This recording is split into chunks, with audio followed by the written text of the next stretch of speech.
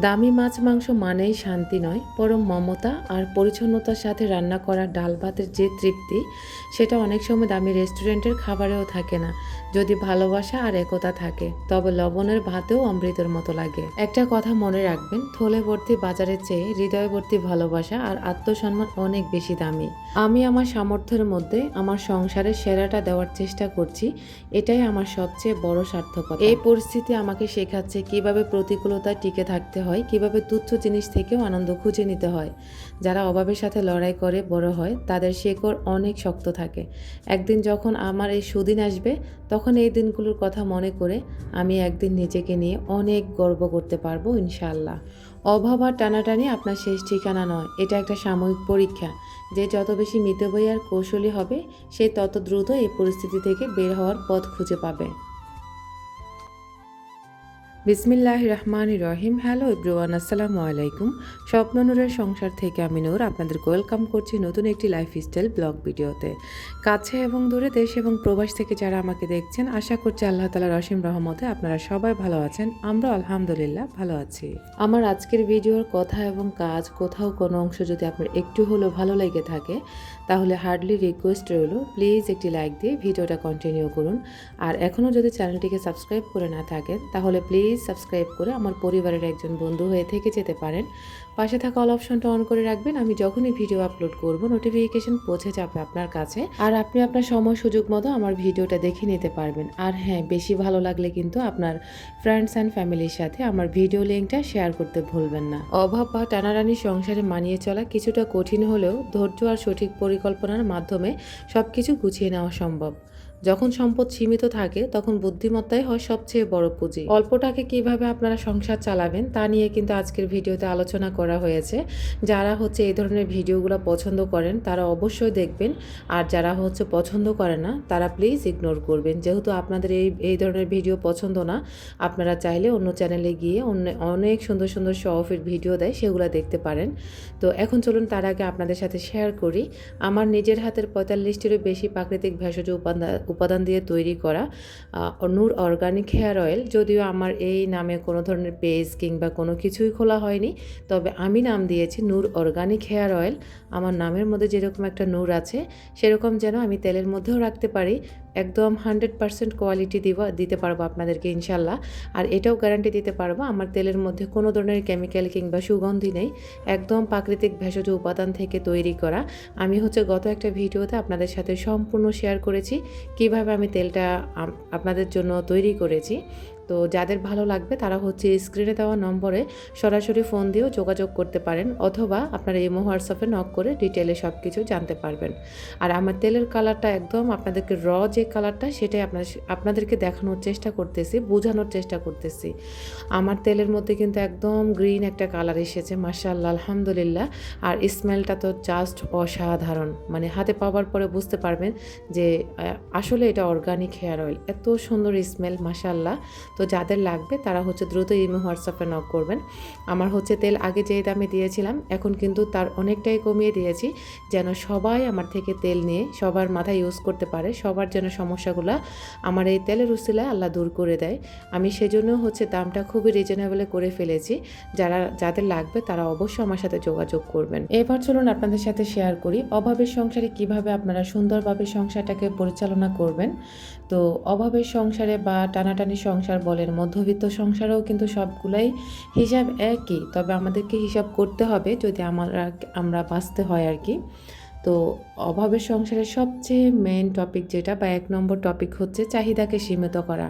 তার আগে বলি, এখানে আপনারা অনেকে প্রশ্ন করবেন এতগুলো পট কেন? যেদিন আমার যে পরিমাণে চাল দরকার হয়, ঠিক ওই পরিমাণে চাল আমি রান্না করি। আর এখানে 250 ml থেকে, মানে 250 গ্রাম থেকে হাফ কেজি পর্যন্ত এখানে পট আছে, এই জন্য আমি 3টা পটই ব্যবহার করে থাকি। অনেকে হয়তো বা বলতে পারেন যে এইটুকু চালের মধ্যে এতগুলো পট লাগে, তবে আমার লাগে, আমি আসলে সবার মতো হতে পারবো না। যাই হোক, এখন বলি আপনাদের সাথে, অভাবের সময় বিলাসিতা এবং প্রয়োজন, এই দুইয়ের পার্থক্য বুঝতে হবে। যেসব জিনিস ছাড়া জীবন চলা অসম্ভব, যেমন খাবার, ওষুধ, বাচ্চার পড়াশোনা, শুধু সেগুলোর উপর জোর দেওয়া। শখের কোনো জিনিস কেনা আপাতত স্থগিত রাখলে চাপ অনেকটাই কমে যাবে। আমার আজকের ভয়েস কেমন হবে আমি জানি না। তবে আমি খুব অনেক রাতে ভয়েস ওভার করছি। আর আমার রাস্তাতে এত গাড়ি যাচ্ছে মানে শব্দে হচ্ছে ভিডিওর ব্যাকগ্রাউন্ডটাই নষ্ট করে ফেলতেছে। তো যাই হোক এবার চলুন আপনাদের সাথে কিছু টিপস শেয়ার করি। যেমন অল্প টাকায় পুষ্টিকর খাবার। দামি মাছ, মাংস মানেই পুষ্টি নয়। শাক, সবজি, ডাল, ডিম বা দেশি ফলে অনেক পুষ্টি থাকে, যা তুলনামূলক কম দামে পাওয়া যায়। রান্নার অপচয় কমালে এবং বাইরের কেনা খাবারের বদলে ঘরে তৈরি খাবারে অভ্যস্ত হলে অনেক বড় একটি খরচ সাশ্রয়ী হয়। ৩ নম্বর টিপস হচ্ছে দাঁড় দেনা এড়িয়ে চলা। চেষ্টা করবেন যেন নতুন করে কোনো ঋণের জালে জড়াতে না হয়। কিস্তিতে কোনো জিনিস কেনা বা উচ্চ সুদে টাকা ধার নেওয়া অভাবকে আরও দীর্ঘস্থায়ী করে। যা আছে তা দিয়ে চলার মন মানসিকতা তৈরি করতে হবে। আমার ৪ নম্বর টিপস ছোটোখাটো মেরামত নিজেই করা। যেমন সংসারের টুকটাক কাজ, যেমন লাইটের ফিউজ ঠিক করা, ছোটোখাটো সেলাই বা পরিষ্কার পরিচ্ছন্নতার জন্য বাইরের লোকের উপর নির্ভর না করে নিজেরা করলে কিছুটা টাকা বাঁচে। ঘরে জিনিসপত্র যে যত্ন নিলে সেগুলো দীর্ঘদিন টিকে থাকে, ফলে নতুন করে কেনার খরচ লাগে না।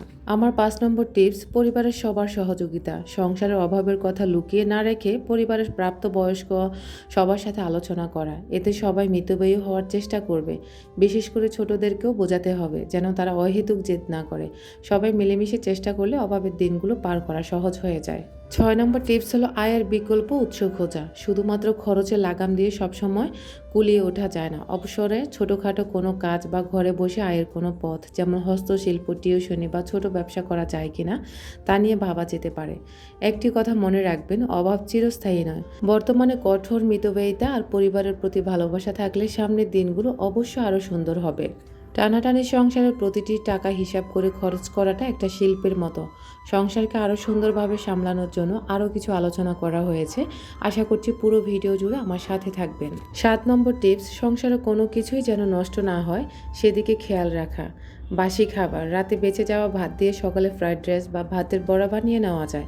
কাঁচা বাজারে খরচ কমানো আর সতেজ জিনিস চেনা, এই দুইয়ের সমন্বয় করতে পারলে সংসারে অনেক টাকা বেঁচে যায়। অসময়ে সবজি কেনা থেকে বিরত থাকুন। যখন যে সবজি মৌসুম, যেমন শীতে ফুলকপি, সিম বা গরমে পটল, ঢেঁড়স, তখন সেই সবজি কেন। সিজনাল সবজির দাম কম থাকে এবং মানও ভালো হয়। অসময়ে সবজি কিনতে গেলে গুণগত মান যেমন কম পাওয়া যায়, দামও অনেকটাই আকাশচুম্বী। আপনার বাসার আশেপাশে যদি কোনো ধরনের পাইকারি বাজার কিংবা আড়ত থাকে, তাহলে সেখান থেকে আপনারা বাজার করার চেষ্টা করবেন। পাড়ার মোড়ের দোকান বা ভ্যান থেকে কেনার চেয়ে বড় বাজারের দামে কিন্তু পার্থক্য অনেক বেশি হয়। তো আমার এই বাজারগুলো এনেছিল কিন্তু যাত্রাবাড়ি থেকে, কিন্তু এই অল্প বাজার তারপরেও যাত্রাবাড়ি থেকে এনেছে যেন একটু ফ্রেশ পাওয়া যায়, সাথে যেন একটু দামটাও সাশ্রয়ী পাওয়া যায়। তবে মাশাআল্লাহ সবগুলো সবজি খুবই রিজনেবলে এনেছে, আবার কিন্তু অনেকটাই ফ্রেশ আছে। আর মাছটাও কিন্তু আমাদের যাত্রাবাড়ি থেকে আনা হয়েছে। তবে আমাদের শনি রাখরাতে কিন্তু অনেক দাম। এ কারণে হচ্ছে যাত্রাবাড়ি থেকে আমার হাজব্যান্ড এগুলো নিয়ে এসেছে কাজে থেকে আসার সময়। আপনারাও চাইলে এরকম পাইকারি বাজারগুলো বেছে নিতে পারেন যদি আশেপাশে থাকে আর কি। ওজনে সতর্কতা, মাছ বা মাংস কেনার সময় পাল্লা দেওয়ার পর খেয়াল রাখবেন ঠিকমতো ওজন দিচ্ছে কিনা। বিশেষ করে মাছের ক্ষেত্রে অতিরিক্ত পানি বা বরফের ওজন যেন না চাপে সেদিকে নজর রাখা জরুরি। সেটা করছেন তো? অবশ্যই সেটা আমিও জানি না, তবে আমার হাজব্যান্ড এই ব্যাপারগুলো ভালো বুঝে মাশাআল্লাহ।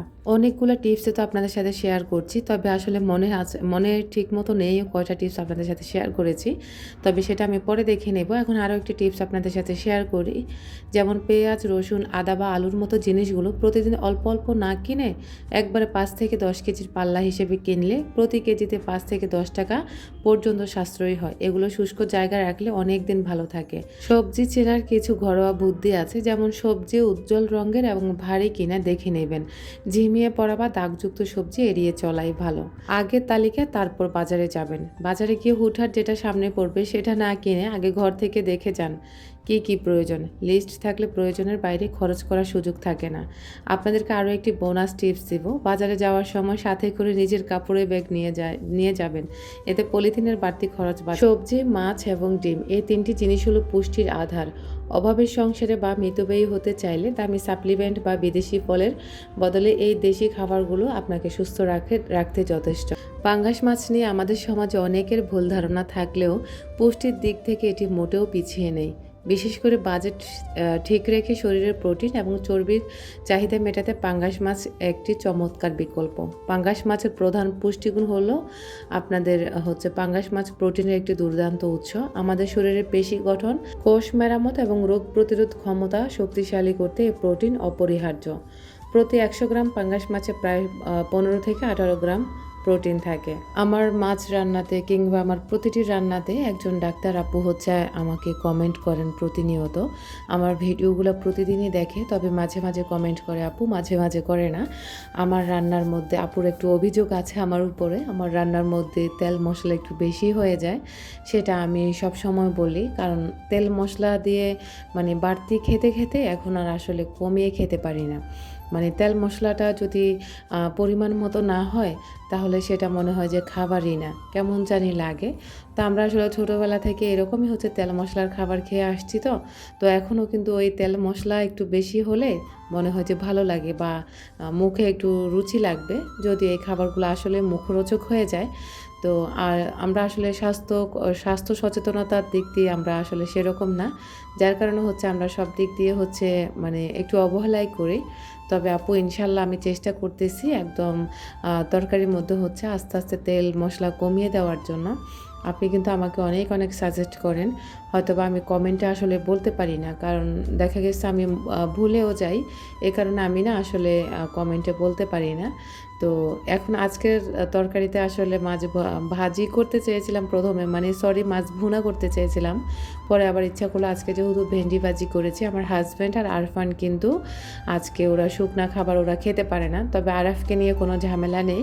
আরাফ আর আমি কিন্তু শুকনা খাবারটা পছন্দ করি ডালের থেকেও, তবে তারা দুজন হচ্ছে একটু আলাদা আর কি। তো যাই হোক, এখন হচ্ছে পাঙ্গাস মাছের ভিতরে যে একটা ডিমের মতো থাকে না, এটা কিন্তু ডিম না, মানে ডিমের মতো একটা কি থাকে আসলে ওটার নাম আমি জানি না, তবে ওটাকেও নিয়েছি। এটা যে এত মজার ছিল বা এত মজা, এটা সত্যি আমি কখনোই এভাবে খাইনি, আজকে যেভাবে খেয়েছি। তো এরপরে হচ্ছে একটু পাঙ্গাস মাছের ঝোল ঝোল করবো আর কি, মানে ঝোল ঝোল করে আজকে রান্না করব টমেটো দিয়ে। তো যেহেতু পাঙ্গাস মাছে একটু তেলের বেশিই থাকে পরিমাণ, এই কারণে আমি কিন্তু আমার রান্নাতে তেল কমিয়ে দিয়েছি। যদিও আবার অনেকের কাছে লাগবে অনেক বেশি তেল, তারপরও আসলে আস্তে আস্তে সেটা ঠিক করতে পারবো। একদম চাইলে তো দিনে দিনে মানুষ পরিবর্তন হতে পারে না, সব কিছুতে সময় দিতে হয়। একদম আপনি যেই কোনো কাজে হচ্ছে সময় দিতে হবে, আপনি ধৈর্য ধরে ওই কাজে যদি লেগে থাকেন তাহলে ইনশাল্লাহ আপনি সাকসেস হতে পারবেন। আর যদি আপনারা ধৈর্য হারা হয়ে যান তাহলে প্রতিটি কাজে আপনারা হেরে যাবেন, কখনো এগোতে পারবেন না। তো আমার পাঙ্গাস মাছের ঝোল কেমন হয়েছে আপনাদের কাছে অবশ্যই কমেন্ট করবেন। আর আজকের কথা এবং টিপসগুলো আপনাদের কাছে কেমন লেগেছে তাও কমেন্টস করতে ভুলবেন না। আপনাদের কমেন্ট কিন্তু আমার কাছে অনেক মূল্যবান, যদিও এখন প্রতিদিনের কমেন্টের রিপ্লাই আমি করতে পারি না, তার জন্য আন্তরিকভাবে দুঃখিত।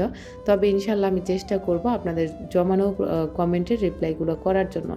এখন আমি নামাজ কালাম পড়ে বাচ্চাদেরকে নিয়ে খেতে বসে যাব। ওদেরকে আসলে নিজের হাতে ভাত খেলে ওদের হচ্ছে পেট ভরে না, সেটা আমারও মনে হয়, বাচ্চারাও নিজেরাই বলে যে ওরা নিজের হাতে ভাত খেলে ওদের পেট ভরে না। এই কারণে আজকে যেহেতু অনেক দিন পরে কিন্তু আমাদের বাসায় মাছ রান্না করা হয়েছে, আর ভালো একটা সুন্দর আজকে রান্না হয়েছে, বিশ্বাস করবেন না এত লোভনীয় ছিল, মাশাআল্লাহ অনেক মজারও ছিল। তো এই বড় হচ্ছে গামলাটাতে করে, মানে এটা বাটি আর কি, গামলা না, এটাতে করে আমি একসাথে ভাত নিয়েছি আমার জন্য, আরফান আরাফের জন্য। আজকে কিন্তু ওরা আব্বু নেই, তো আজকে আমরা পেট ভরে সবাই ভাত খেয়েছি। আল্লাহ হাফেজ।